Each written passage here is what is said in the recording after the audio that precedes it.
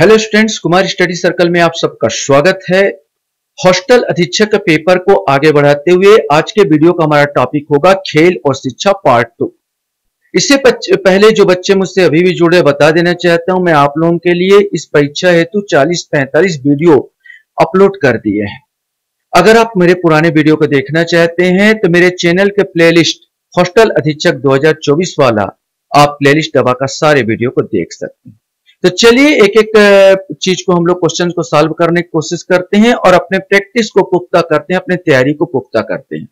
तो पहला जो यहां पर आपके सामने क्वेश्चंस आता है, खेल सहायक होता है। इसमें से आपको बताना है कि खेल सहायक होता है संज्ञानात्मक विकास में, भावनात्मक विकास में, सामाजिक विकास में, उपरोक्त सभी। ये तो कॉमन क्वेश्चंस था, आप आसानी से बता दोगे। सही, इसका सही आंसर यही आएगा, उपरोक्त सभी। तो सही आंसर डी आएगा। क्वेश्चंस था, खेलों एवं शारीरिक शिक्षा के शैक्षणिक पाठ्यक्रम के साथ मिलने तथा इसे सेकेंडरी स्कूल तक शिक्षा का अनिवार्य विषय बनाने और छात्र की मूल्यांकन पद्धति में सम्मिलित करने के प्रश्न पर नई राष्ट्रीय खेल नीति कब जारी की गई थी। माने इसको छात्र का मूल्यांकन पद्धति में शामिल करना, खेल को अनिवार्य विषय बनाना शिक्षा को, ये नई जो राष्ट्रीय खेल नीति आई थी कब जारी की गई थी, ये आपको बताना है। 1984, 1986, 1990 या 2001। तो जब खेल को इसमें सम्मिलित किया गया तो ये था 2001। 2001 के जो राष्ट्रीय खेल नीति थी उस समय इसको जारी किया गया था। क्वेश्चन था, राष्ट्रीय खेलकूद पॉलिसी कब प्रथम बार बनाई गई। सबसे इंपॉर्टेंट यहां पर है क्वेश्चंस की प्रथम बार राष्ट्रीय खेलकूद पॉलिसी कब बनाई गई थी। 1984 में, 1986 में, 1992 में या 2001 में। सही आंसर ए आएगा। सबसे पहले राष्ट्रीय खेलकूद पॉलिसी 1984 में बनाई गई थी। भारत में राष्ट्रीय खेल दिवस कब मनाया जाता है, फिर से कॉमन क्वेश्चन है। 15 अगस्त, 2 अक्टूबर, 29 अगस्त या 19 नवंबर को। सही आंसर सी आएगा, 29 अगस्त को। राष्ट्रीय खेल दिवस हमारे यहां पर 29 अगस्त को मनाया जाता है। डिटेल जानकारी नहीं दे रहा हूं क्योंकि क्वेश्चंस में ही मैं पूछते पूछते आपको डिटेल इसमें पता चलता चला जाएगा। जैसे क्वेश्चंस इसमें था, राष्ट्रीय खेल दिवस उत्सव मनाने का प्रारंभ कब से प्रारंभ हुआ, ये आपको बताना है। 2003, 2009, 2010 या 2012, इसमें से कोई एक आएगा। सही आंसर डी आएगा, ये 2012 से मनाना आरंभ हुआ है। राष्ट्रीय खेल दिवस किस खिलाड़ी के सम्मान में आयोजित किया जाता है। ध्यानचंद, बिशन सिंह बेदी, मिल्खा सिंह या विश्वनाथन आनंद। सही आंसर है हॉकी के जादूगर ध्यानचंद। हॉकी के जादूगर ध्यानचंद की स्मृति में इसको मनाया जाता है।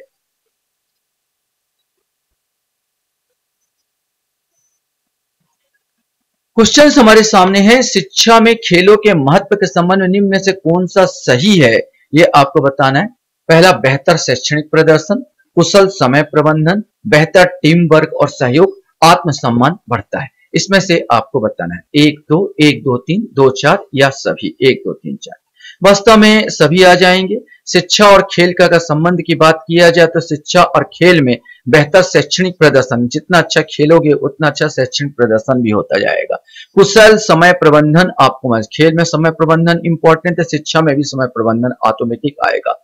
बेहतर टीम वर्क और सहयोग से खेल को जीता जाता है। परीक्षा को भी इसी प्रकार टीम वर्क और सहयोग से हम कैच कर सकते हैं या प्राप्त कर सकते हैं। और आत्मसम्मान तो बढ़ता ही है, मतलब चारों आ जाएंगे। डी आंसर इसका आएगा।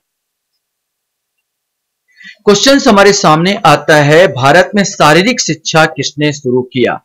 H.C. बक, सुरेंद्र सोडी, राजेंद्र प्रसाद या रमाकांत वर्मा। इसमें से आपको बताना है कि भारत में शारीरिक शिक्षा किसने शुरू किया था।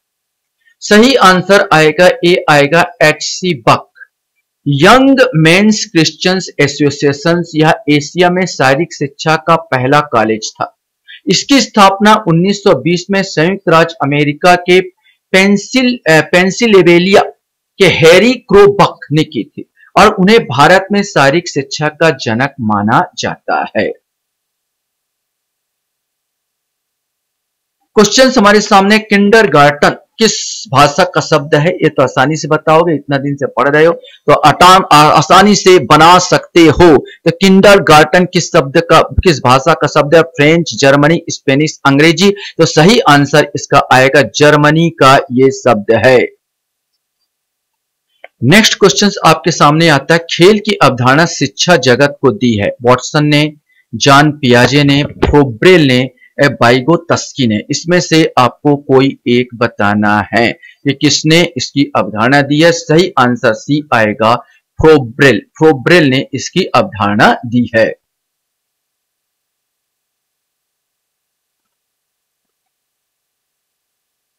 क्वेश्चंस आपके सामने हैं, खेल मनोविज्ञान के पिता कहा जाता है। खेल मनोविज्ञान के पिता किसको कहा जाता है? एरिक्सन को, कोलमैन, ग्रिफिथ को, सिंगर को या रॉजर्स को? इसमें से आपको बताना है। सही आंसर बी आएगा, कोलमैन ग्रिफिथ को खेल मनोविज्ञान के पिता कहा जाता है। तो ये अपने को याद रखना है कि खेल मनोविज्ञान के पिता पूछे तो कोलमैन ग्रिफिथ को कहा जाता है। भारत में खेलों में महिलाओं की कम भागीदारी के निम्न में से क्या एक कारण है? अशिक्षित होना, समाज की सोच, ए और बी दोनों, इनमें से कोई नहीं। कॉमन क्वेश्चन सब लगाएंगे इसका आंसर, ए और बी दोनों। इसका सही आंसर ये आराम से आप बता सकते हो। क्वेश्चन हमारे सामने यहां पर आता है, खेल एक ऐसा माध्यम है जिसके द्वारा बच्चा आनंद की अनुभूति तो करता ही है, वह यथार्थ को भी जान जाता है। यह परिभाषा किस विद्वान की है? इसमें से आपको परिभाषा बताना है। सही आंसर ए आएगा, थर्नडाइक। ये परिभाषा किसने दी है? थर्नडाइक ने दी है। क्वेश्चन हमारे सामने आता, निम्नलिखित में से कौन सा कथन सही है? ये आपको बताना है। सही कथन, खेल में स्वतंत्रता का भाव निहित होता है, खेल एक आनंददायक क्रिया है, खेल एक आत्म केंद्रित क्रिया है, उपरोक्त सभी। तो इसका भी आंसर आप सही बता सकते हो, डी उपरोक्त सभी कॉमन क्वेश्चंस है। क्वेश्चन से, खेल पर आधारित किंडरगार्टन शिक्षा पद्धति का प्रचलन किसके द्वारा किया गया था? इससे संबंधित जर्मनी का शब्द है, ये हमने बताया था। किसका ये है, इसका अर्थ क्या होता है? तो इसका जर्मन शब्द बच्चों का बगीचा, किंडरगार्टन माने बच्चों का बगीचा। इसकी अवधारणा जो दी थी ये भी आपको मालूम होगा, फ्रोबेल ने इसकी अवधारणा जो दी थी, फ्रोबेल ने इसकी अवधारणा दी थी। क्वेश्चन हमारे सामने आता है, खेल के अतिरिक्त शक्ति सिद्धांत सरप्लस एनर्जी थ्योरी के प्रतिपादक कौन है? सीलर, पैट्रिक, स्टैनले हॉल या कार्ल ग्रॉस? इसमें से आपको बताना है। सही आंसर इसका ए आएगा, सीलर। खेल के अतिरिक्त शक्ति सिद्धांत के जो प्रतिपादक जो थे वो है सीलर महोदय थे। यद्यपि हर्बर्ट स्पेंसर का दोनों दिया था, सीलर और हर्बर्ट स्पेंसर। 19वीं शताब्दी में हर्बर्ट स्पेंसर ने भी इस सिद्धांत का प्रतिपादन किया, सीलर ने भी इस सिद्धांत का प्रतिपादन किया। इसका अर्थ है अतिरिक्त शक्ति, जैसे जो पशु होते हैं वो भी आपने देखा, कुत्ते लोगों को देखा होगा, खेलते हुए देखा होगा, बच्चे लोगों को खेलते देखा होगा। इनका कहना है कि जो अतिरिक्त शक्ति है उसको कहीं ना कहीं तो व्यर्थ करना ही पड़ेगा, तो खेल के माध्यम से अतिरिक्त शक्ति को व्यर्थ करते हैं या खत्म करते हैं। खेल के पुनः सृजनात्मक सिद्धांत के प्रतिपादन किसने किया था? सीलर ने, लाजरस ने, स्टैनले हॉल ने या कार्ल ग्रॉस ने? इसमें से आपको बताना है। सही आंसर बी आएगा, इसका जो लाजरस ने किया था। वास्तव में इसमें जो बच्चे जो खेलते हैं, इसमें फिर से जो खोई हुई शक्ति होती है उसको फिर से प्राप्त किया जाता है। यह सिद्धांत दिया था, यह लाजरस ने दिया था, सृजनात्मक सिद्धांत।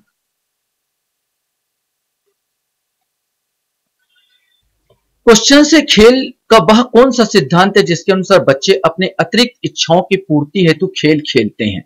माने अतिरिक्त इच्छाओं की पूर्ति हेतु खेल खेलते हैं। ये रेचन सिद्धांत, क्षतिपूर्ति सिद्धांत, मनोरंजन सिद्धांत या पूर्वाभिमन सिद्धांत? इसमें से आपको बताना है। वास्तव में ये ए आएगा, रेचन सिद्धांत आता है, जिसे कैथार्टिक सिद्धांत के नाम से भी जाना जाता है। इसमें आपने देखा होगा जो दमित इच्छाएं होती है उसको निकालने के लिए खेल खेला जाता है, जैसे बॉक्सर हुआ, बॉक्सर एक दूसरे से बॉक्सिंग करते हैं, फाइटिंग करते हैं। समाज में तो ऐसे फाइटिंग नहीं कर सकते, एक खेल के माध्यम से अभिव्यक्त करते हैं। कबड्डी खेलते हैं, हमारे यहाँ पर कबड्डी खेलते हैं, 12 टीम होती है और कबड्डी पे लड़ने झगड़ने टाइप का एक खेल होता है। मैंने इसमें भी अपने जो दमित इच्छाओं की पूर्ति किया जाता है। तो ये इनका ये सिद्धांत है, रेचन सिद्धांत। यहाँ पर कुछ मनोवैज्ञानिक यही सिद्धांत है। खेल का वह कौन सा सिद्धांत है जिसके अनुसार बच्चे अपने भावी जीवन की तैयारी हेतु खेल खेलते हैं? तो इसमें से आपको बताना है रेचन सिद्धांत, क्षतिपूर्ति सिद्धांत, मनोरंजन सिद्धांत या पूर्वाभिनय सिद्धांत। सही आंसर डी आएगा, पूर्वाभिनय सिद्धांत। पूर्वाभिनय सिद्धांत इसकी अवधारणा कार्ल ग्रोस ने दी थी। कार्ल ग्रोस ने इसकी अवधारणा दो पुस्तक द प्ले ऑफ एनिमल्स और द प्ले ऑफ मैन इसमें दिया था, जिसमें पूर्वाभास करते हैं। बिल्ली जब चलती हुई जो चीज होती है उस पर दौड़ती है, पकड़ने की कोशिश करते हैं उनके बच्चे, ताकि उनको चूहे बाद में पकड़ना पड़े। यहाँ पर और भी शेर के बच्चे देखा होगा कि एक दूसरे पर झपटा मारने की कोशिश करते हैं। कुत्ते लोगों को देखना है, एक दूसरे में झपटा मारने की कोशिश करते हैं, अंततः उनको बाद में यही करना है। तो ये पूर्वाभिनय का सिद्धांत है जो कि आपने कार्ल ग्रोस ने दिया था। लास्ट क्वेश्चन आपके सामने है, खेल मनोविज्ञान किसका विज्ञान है? व्यवहार का, आत्मा का, खिलाड़ी के व्यवहार का या चेतना का? इसमें से आपको कोई एक बताना है। सही आंसर ये आएगा, खेल मनोविज्ञान खिलाड़ी के व्यवहार का अध्ययन करता है। आशा करता हूं ये वीडियो आपके लिए उपयोगी साबित होगा, अच्छा होगा। आप लोग वीडियो को वॉच करते इसलिए धन्यवाद। Thank you very much.